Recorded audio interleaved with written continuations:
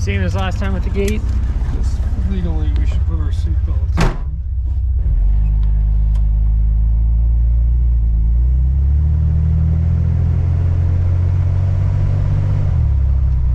Off idleness is pretty bad.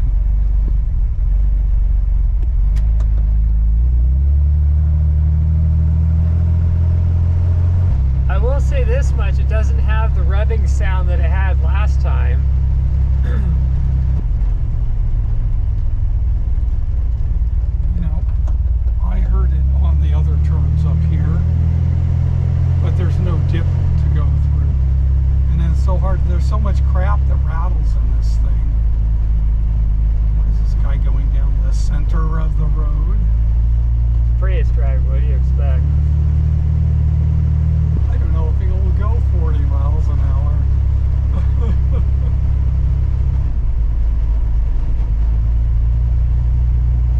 Okay, let's give a listen.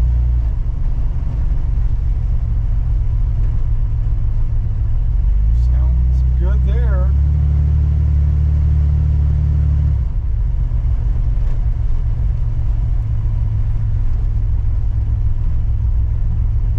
Sounds good there. Wow. I didn't hear nothing. What a difference. I'm going to go around the block a few times, okay? Alright.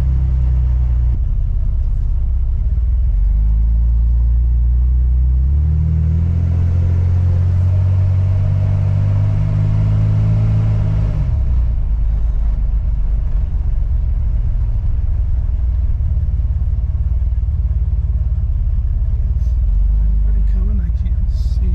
I can't see either.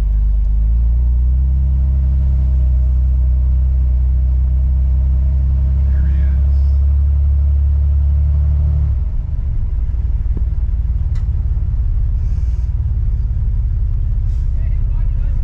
Good, thank you.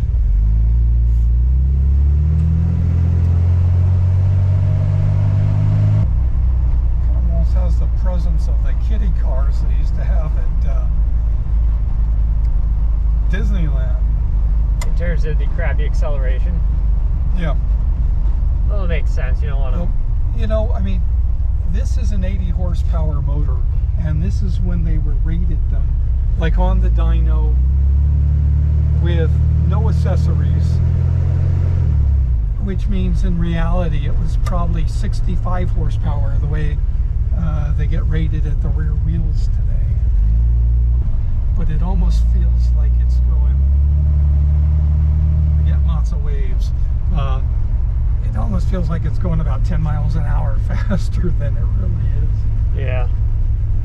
Go by the Volvo people one more time.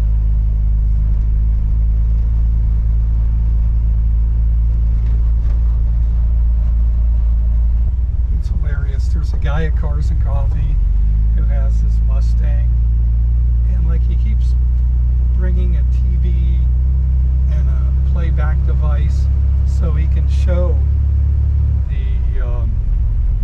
his car on the racetrack, but it's a relatively stock car, I believe. I mean, it's nothing unique. So a lot of people kind of like chuckle under their breath, like, oh, isn't he important? So I joke that I should go online and find the promotional, black and white promotional videos for the Corvair wagon, where mom's like unloading the groceries and stuff like that. And then I should bring a playback device and a monitor and have that.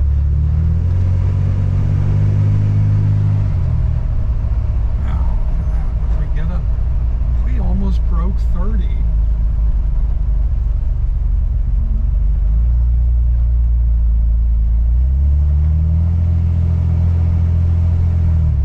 More driving at one time than the car's ever seen.